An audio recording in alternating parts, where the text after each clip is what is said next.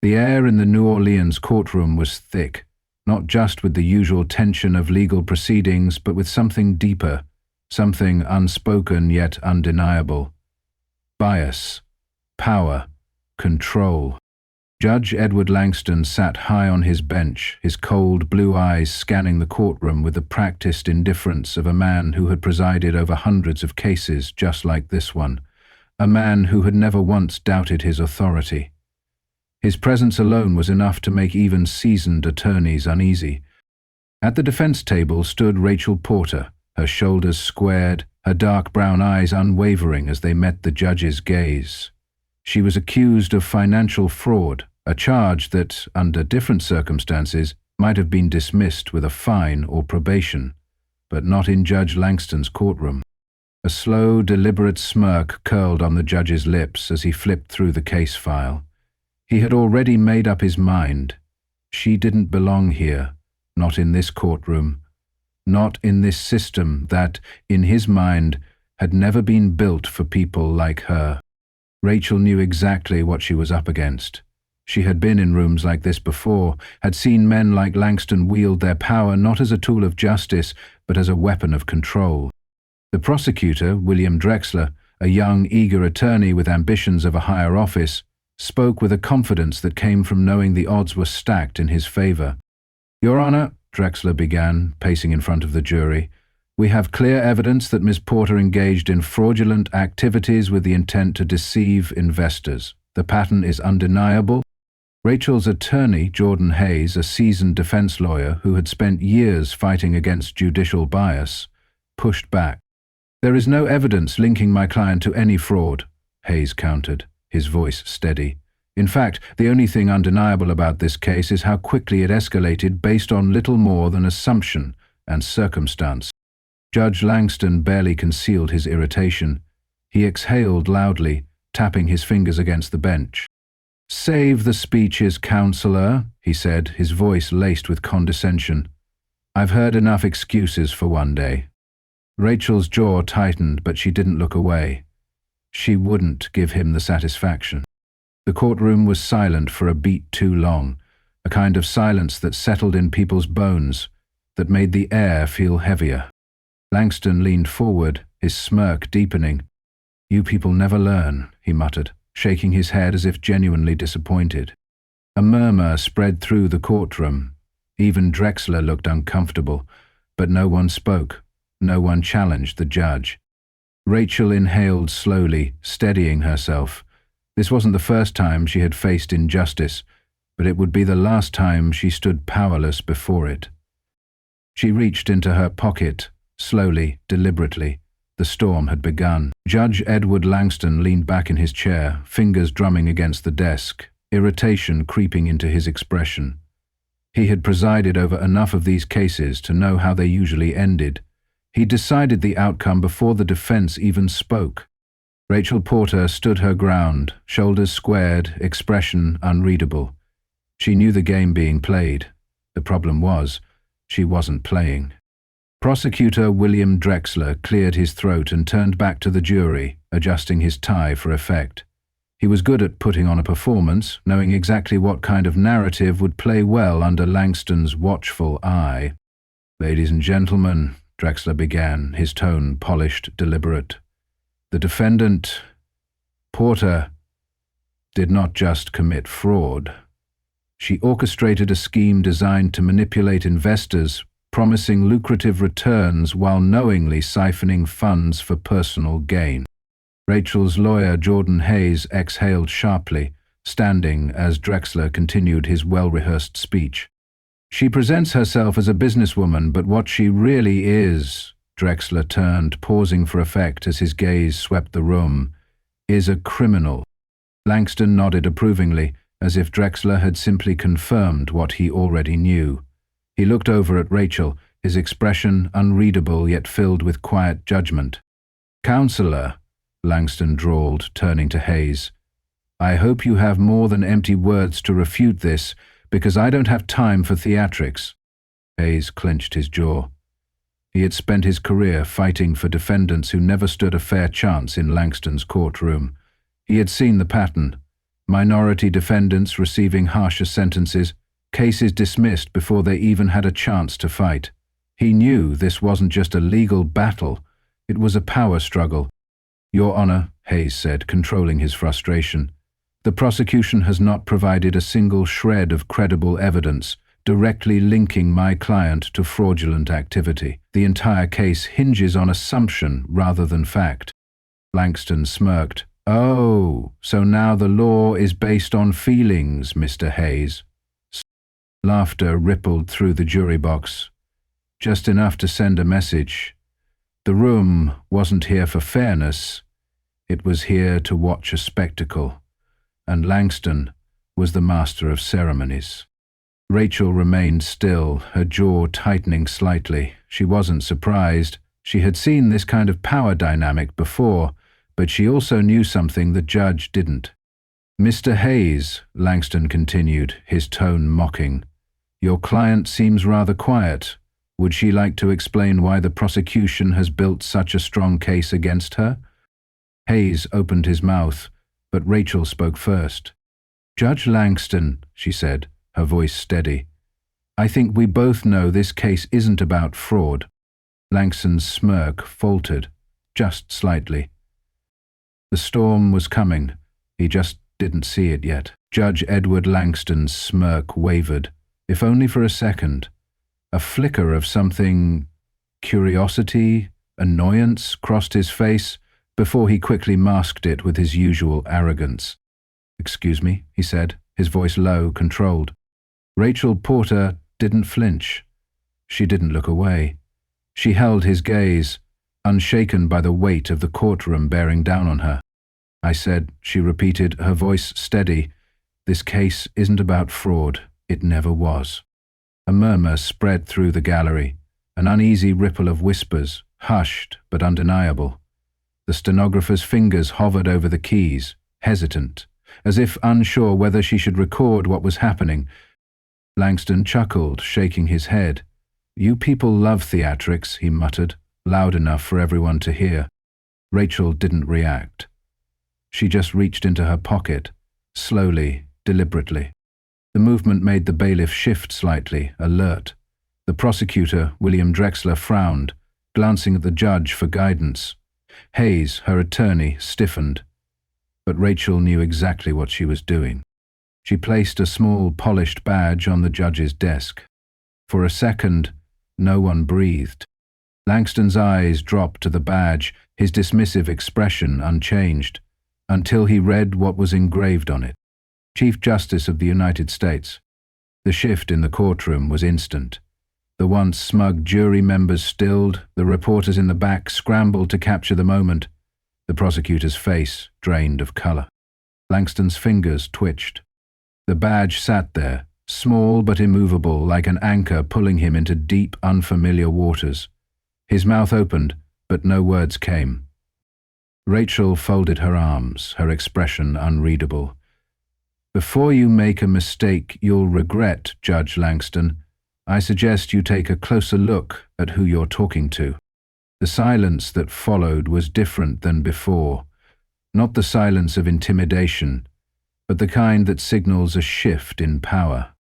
Drexler looked from Rachel to Langston, then back again, his throat bobbing as he swallowed hard. The door at the back of the courtroom creaked open. 2 federal officers stepped inside, their crisp uniforms and stone-cold expressions speaking louder than words. Langston's breathing hitched. One of them, a tall black woman with a badge clipped to her belt, took a step forward. "Judge Edward Langston, you are hereby placed under federal investigation for judicial misconduct, abuse of power, and racial discrimination in sentencing practices." A gasp rippled through the room. Langston's knuckles went white against the desk. This is a joke," he stammered. But no one was laughing. For the first time in his career, he was the one being judged, and there was nothing he could do to stop it. Judge Edward Langston sat frozen, his mind racing for a way out. This wasn't happening. Not to him, not in his own courtroom, where he had dictated fates for decades without question. His hands trembled, hovering just above the polished wooden desk. The badge, that damned badge, stared back at him, its engraved words burning into his mind like a brand. Chief Justice of the United States. His breath came in short, uneven bursts. The room was suffocating, walls pressing in. He had spent years commanding this space, but now it felt like a cage closing around him. Rachel Porter remained still, her gaze locked onto his, unreadable yet weighted with something undeniable. Power. Real power. The kind that didn't need a raised voice or an iron gavel to be felt. Langston finally forced himself to speak, but his voice betrayed him, thin, unsteady. This is a mistake, he said, his fingers curling against the desk. There has to be some misunderstanding.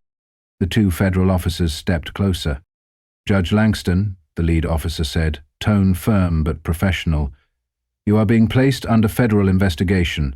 A formal complaint has been filed against you by the Judicial Oversight Committee. You will be required to step down from the bench, effective immediately. Langston's stomach twisted violently. Step down? He had ruled from this chair for over 20 years. He had been the one issuing judgments, not the one receiving them. His eyes darted to William Drexler, the prosecutor, silently pleading for him to intervene. Drexler, pale and visibly shaken, only took a half step back. I can't do anything, Drexler muttered under his breath, his voice barely audible. Langston's mouth went dry. He turned toward the bailiff, a man who had worked under him for years, expecting obedience. But the bailiff hesitated, his eyes flickering with something Langston had never seen before. Hesitation, doubt, maybe even satisfaction. The power Langston had always relied on, the unwavering control he had exercised for decades, was gone. Reporters in the back of the courtroom scrambled to capture the moment. Flashing cameras reflected off the polished floors, their clicks rapid, relentless. Rachel leaned forward, lowering her voice just enough for Langston to hear. You spent your whole career making sure people like me knew their place, she said, her tone calm, steady. Now it's your turn. Langston's jaw locked. A deep, gnawing realization settled in his chest. This wasn't just about this case. This was about every case. Every decision, every life he had changed or destroyed with the flick of his gavel. The gavel that no longer belonged to him. The officer reached for his arm. Judge Langston, please stand. For the first time in his life, Edward Langston had no choice but to obey. Edward Langston barely felt his legs as he was led out of the courtroom. The air outside was thick with noise. Cameras flashing, reporters shouting, microphones shoved in his direction. Judge Langston, do you have a statement? Do you deny the allegations of racial bias in your sentencing? Are you stepping down permanently? Langston's vision blurred under the flashing lights. The courthouse, once his domain, now felt like a war zone, and he was the enemy. He clenched his jaw, pushing forward, but the press swarmed like vultures. He could hear the murmur of protesters gathering, their voices rising over the reporters. Justice for the people, not for the privileged. No more racist judges. His stomach turned. He had heard protesters outside his courtroom before, but they had always been an afterthought, a background noise easily ignored. Now, he was their target. His driver was waiting at the curb, but even the familiar sight of the black sedan offered no relief. He barely made it inside before the door slammed shut, muffling the chaos outside. For the first time in decades, he felt powerless.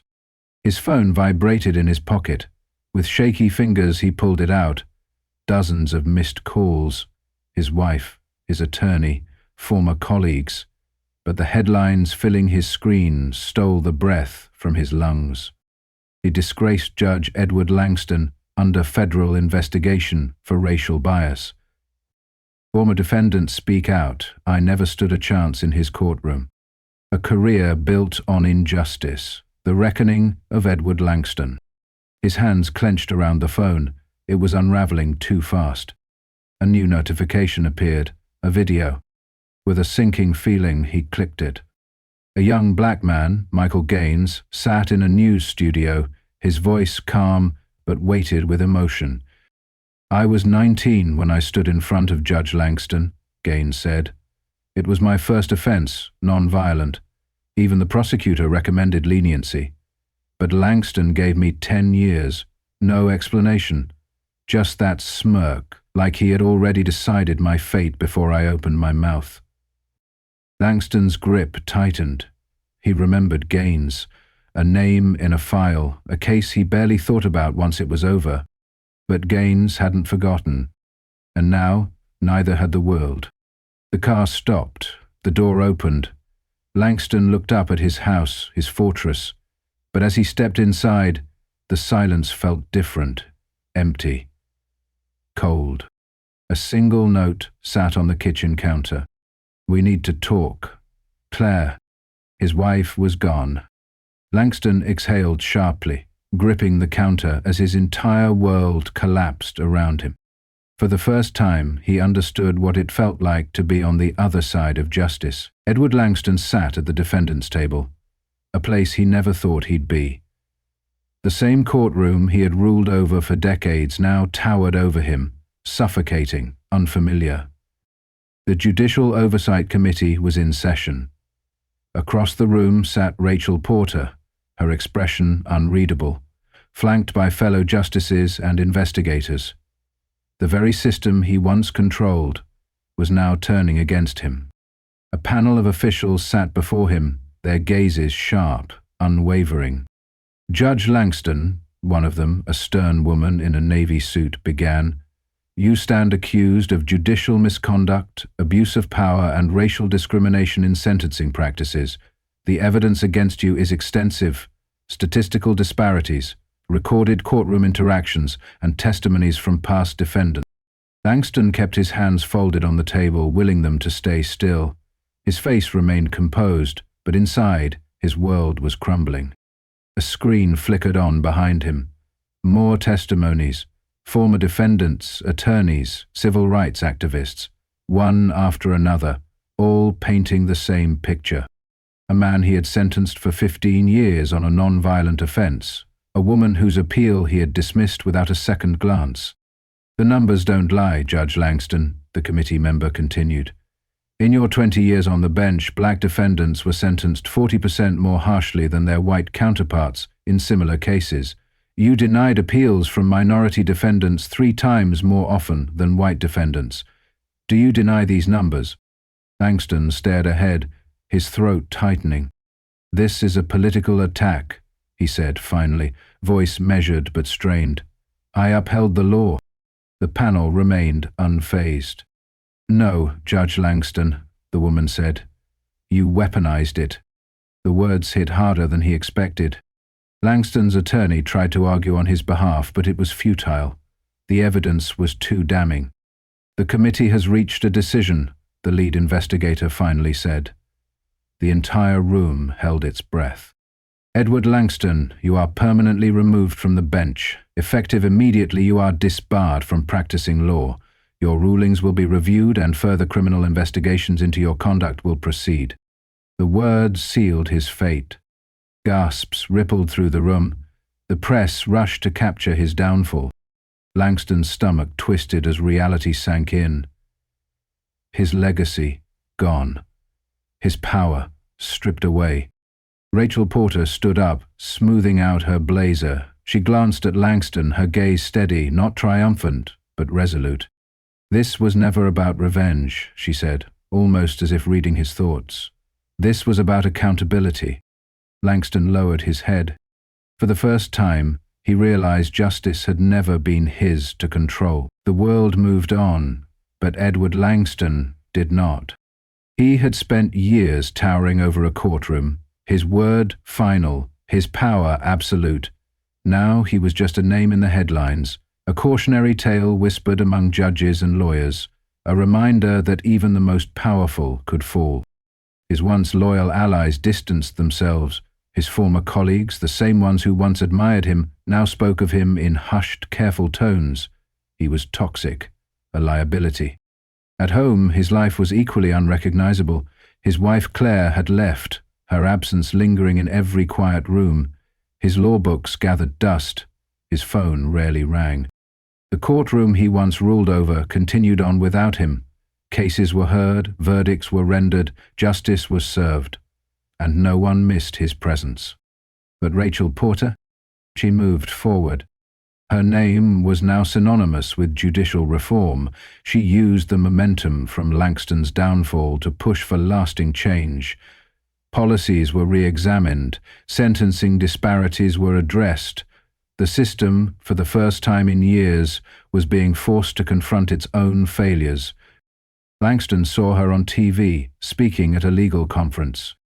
"We must remember," she said, standing behind a podium, "that justice was never meant to serve those in power. It was meant to hold them accountable." Langston turned off the television. He had once believed that power meant control, that the law was his to shape. But now, he understood what Rachel had tried to tell him all along. Justice was never his to wield. It belonged to the people, and now, for the first time, it was being served without him. Justice is not about who holds the most power, it's about who is held accountable. For decades, Edward Langston sat on the bench, believing himself untouchable. He ruled with an iron fist, deciding the fates of others without fear of consequence. But justice, true justice, does not serve those who abuse power, it serves those who fight for fairness. Rachel Porter didn't seek revenge. She didn't need to. Langston's own actions condemned him. His downfall wasn't a result of one case or one mistake. It was the sum of years of unchecked power, discrimination, and injustice. This story is not just about one corrupt judge, it's about a system that has protected men like him for far too long. But change is possible, reform is possible, and justice, when truly served, belongs to everyone. Now, let's talk about it. Do you think Edward Langston got what he deserved? What would you have done in Rachel Porter's position? Have you ever witnessed injustice in a system that was supposed to be fair? Drop your thoughts in the comments below. Let's start the conversation. And if you haven't already, hit that subscribe button and turn on notifications so you never miss another powerful, thought-provoking story. Justice isn't just a concept, it's a fight, and we'll keep telling the stories that make you think, question, and demand better. See you in the next one.